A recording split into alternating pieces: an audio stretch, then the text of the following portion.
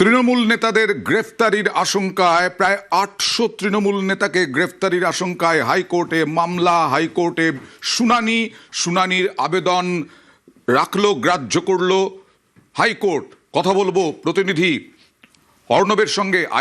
অর্ণব, হাইকোর্টের দৃষ্টি আকর্ষণ কল্যাণ বন্দ্যোপাধ্যায়ের মামলা দায়ের করার অনুমতিও দিল হাইকোর্ট। তার মানে কতটা গুরুত্বপূর্ণ যে কতজনকে গ্রেফতারি এবং কি আশঙ্কা করা হচ্ছে? এবং সিনিয়র অ্যাডভোকেট কল্যাণ বন্দ্যোপাধ্যায়, জনস্বার্থ মামলাকারী দানিশ ফারুকি, যিনি একজন কলকাতা হাইকোর্টের আইনজীবী, তিনি এই জনস্বার্থ মামলা করেছেন এবং এই মামলাটা করার জন্য যেহেতু জরুরি ভিত্তিতে করতে হবে, অনুমতি চাইতে যাওয়া হয় এবং সেই দৃষ্টি আকর্ষণ করবেই প্রায় ৮০০ জন তৃণমূল নেতা, বিধায়ক, কেউ কাউন্সিলর, তাদের নাম এই তালিকায় রয়েছে।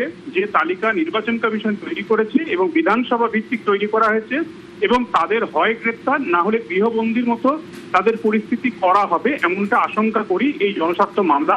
এবং এই তালিকার বাইরেও আরো কারো নাম থাকতে পারে। তাই কমিশন এ বিষয়ে কি পদক্ষেপ করছে, কমিশনের বক্তব্য জানতে চান কলকাতা হাইকোর্ট। কলকাতা হাইকোর্টের হস্তক্ষেপ চেয়েই এই মামলা হয়েছে। অয়েন্দা, এই যে জনস্বার্থ মামলাকারী মামলা করেছেন সেখানে দানিশ ফারুকি তালিকা, জেলা ভিত্তিক তালিকা দিয়েছেন।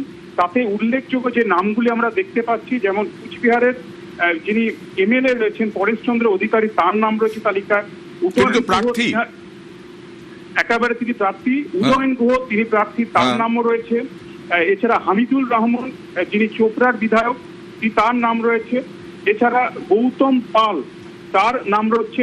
করণদিঘির যিনি গৌতম পাল, তার নাম রয়েছে এমএলএ যিনি। এছাড়া সত্যজিৎ বর্মন, হেমতাবাদের বিধায়ক, তার নাম রয়েছে। আমিরুল ইসলাম, শামসেরগঞ্জের বিধায়ক, তার নাম রয়েছে। ইমানি বিশ্বাস, সুতি, মুর্শিদাবাদের, সেখানকার বিধায়কের নাম রয়েছে। রত্না চ্যাটার্জি, যিনি বেহালা পূর্বের বিধায়ক, তার নাম রয়েছে তালিকায়। এছাড়া মনিরুল ইসলাম, প্রাক্তন বিধায়ক, তার নাম রয়েছে তালিকায়। শান্তনু সেন, প্রাক্তন রাজ্যসভার সাংসদ, তার নামও কিন্তু এই তালিকায় রয়েছে বলে আমরা জনস্বার্থ মামলার নথি থেকে দেখতে পাচ্ছি। যেখানে জনস্বার্থ মামলাকারী দাবি করছেন জাতীয় নির্বাচন কমিশন এই তালিকা প্রস্তুত করেছে, যেখানে বিধায়ক, প্রাক্তন সাংসদ, প্রাক্তন বিধায়ক, এছাড়া একাধিক কাউন্সিলরের নাম রয়েছে এবং বিধানসভা ভিত্তিক এই তালিকাতে।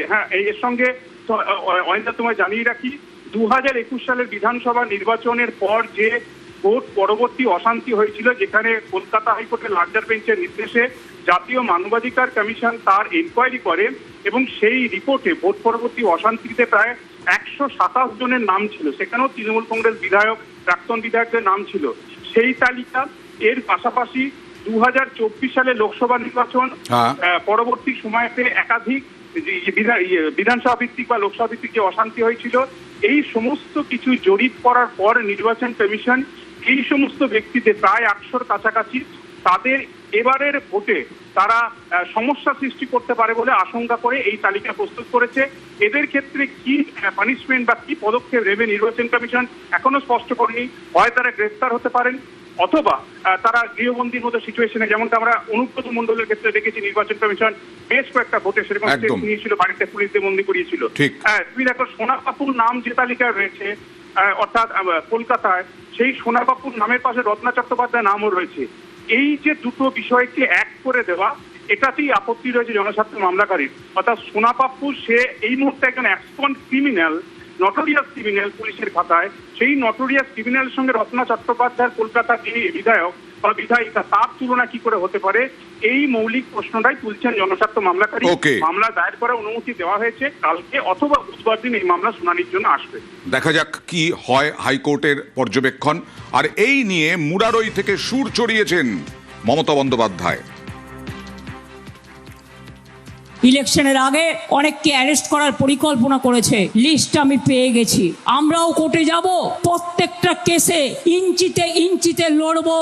শুধু তৃণমূল কংগ্রেসকে টার্গেট করেছে, তৃণমূল কংগ্রেসের সব চোর আর বিজেপি সব সাধু। এই বীরভূমের নেতা একজন লড়ছে, কোটি কোটি টাকা কয়লার থেকে খায় এবং আমি জানি তার নামও কি। ভদ্রতা করে বলছি না, 3-4 বছরের মধ্যে কোটি কোটি টাকার সম্পত্তি করেছে। তার কাছে কারা টাকা পাঠায় সেটাও আমি জানি। সবচেয়ে বড় চোর বিজেপি, সবচেয়ে বড় ডাকাত বিজেপি। News flash.